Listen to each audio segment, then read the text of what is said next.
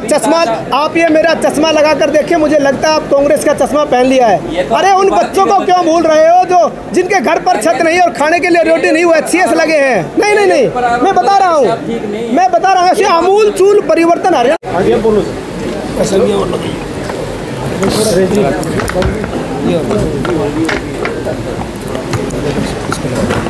होगी के? हाँ होगी।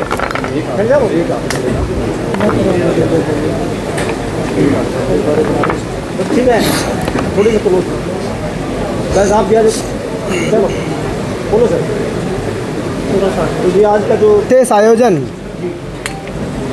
भिवानी, जिसको छोटी काशी कहा जाता है, मेरा सौभाग्य है कि छोटी काशी में मुझे आने का सौभाग्य मिला और अपने समाज के लोगों से रूबरू होने का मौका मिला।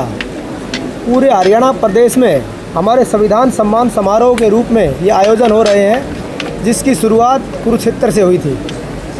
इसकी शुरुआत जब पहला कार्यक्रम हुआ तो पहले कार्यक्रम में मुख्य अतिथि के रूप में हरियाणा प्रदेश के पूर्व मुख्यमंत्री, राजनीतिक संत और हाल में केंद्रीय मंत्री मनोहर लाल जी और देश के कानून मंत्री अर्जुन मेघवाल जी उसमें मुख्य अतिथि के रूप में शिरकत की थी। इसी कड़ी में दूसरा कार्यक्रम बड़ा नीलोखेड़ी में हुआ, करनाल लोकसभा क्षेत्र में। वहाँ पर मुख्य अतिथि के रूप में केंद्रीय मंत्री मनोहर लाल जी ने शिरकत की और हम सब लोग, समाज के लोगों ने इकट्ठा होकर संविधान के सम्मान में यह आयोजन किया। ये संविधान सम्मान समारोह पूरे हरियाणा प्रदेश में चल रहे हैं। उसके बाद यमुनानगर, अम्बाला, कैथल, जींद, उसके बाद ये भिवानी का नंबर है। तो संविधान के सम्मान में एक आयोजन किया जा रहा है कि संविधान का सम्मान किसने किया, संविधान का अपमान किसने किया। आखिरी पंक्ति में खड़े आखिरी व्यक्ति को इस बात की जानकारी भी होनी चाहिए।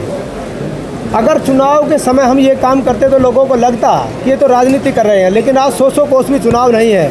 आज ना जिला परिषद के चुनाव है, ना नगर निगम के चुनाव है, ना विधानसभा के चुनाव है, ना लोकसभा के चुनाव है। ये इस बात को दर्शाता है कि सही मायने में हम सामाजिक संगठन इकट्ठे मिलकर ये संविधान सम्मान समारोह कर रहे हैं। सब लोगों को पता होना चाहिए कि संविधान के सम्मान में किसने काम किया, किस नेता ने काम किया, किस पार्टी ने काम किया। मैं थोड़ा सा इतिहास में जाना चाहता हूँ।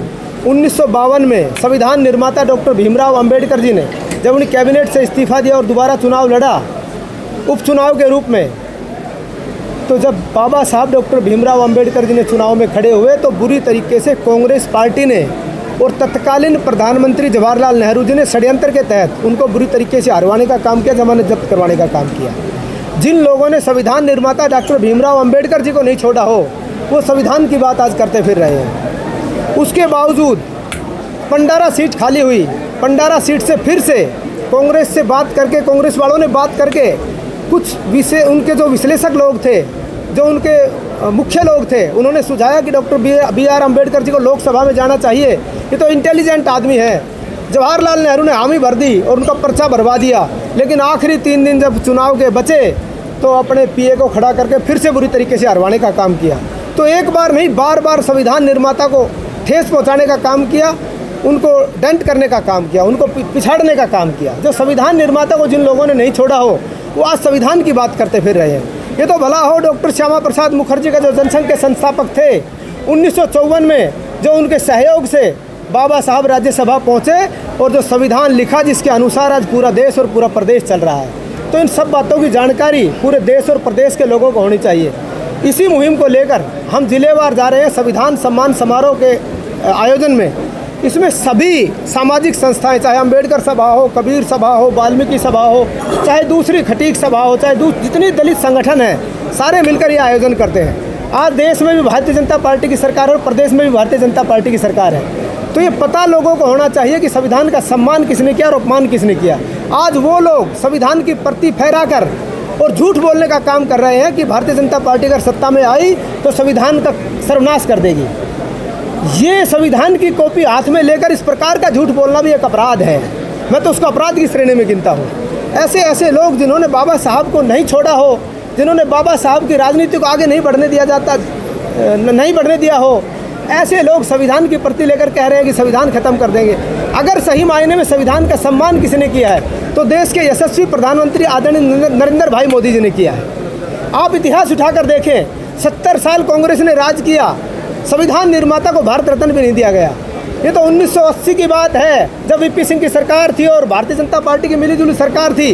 उस समय बाबा साहब को भारत रत्न देने का काम किया गया। जहाँ 26 अलीपुर रोड बाबा साहब ने आखिरी सांस जहाँ ली, जहाँ संविधान निर्माता ने आखिरी सांस ली, जहाँ पर वो रहे, उसको स्मारक का दर्जा भी नहीं, उसको मालिकाना हक भी नहीं दिया। देश के यशस्वी प्रधानमंत्री आदरणीय नरेंद्र भाई मोदी जी ने उसको स्मारक का दर्जा दिया और उसमें 500 करोड़ रुपए लगाकर एक भव्य स्मारक बनाया। आज देश के लोग जाकर वहाँ पर स्मारक के रूप में उसको देखते हैं। अब बात मैं हरियाणा के परिदृश्य की करूं, अभी रुकिए, मैं आपके सवाल का जवाब दूंगा। अब बात हरियाणा के परिदृश्य की करूं, क्योंकि हरियाणा प्रदेश में आयोजन हो रहे हैं। हरियाणा प्रदेश में अगर ये मेरा चश्मा लगा कर देखिए, मुझे लगता है आप कांग्रेस का चश्मा पहन लिया है। अरे उन बच्चों को क्यों भूल रहे हो जो जिनके घर पर छत नहीं और खाने के लिए रोटी नहीं, वो HCS लगे हैं? नहीं, मैं बता रहा हूँ ऐसे आमूल चूल परिवर्तन हरियाणा प्रदेश में पहली बार हुए। मैं बताता हूँ ये उस स्कीम का बात कर रहे हैं, परिवार पहचान पत्र, जिसके माध्यम से 22 लाख लोग BPL कार्ड से वंचित थे। 22 लाख लोग BPL कार्ड में जुड़े हैं। क्या उन 22 लाख परिवारों का भला नहीं हुआ?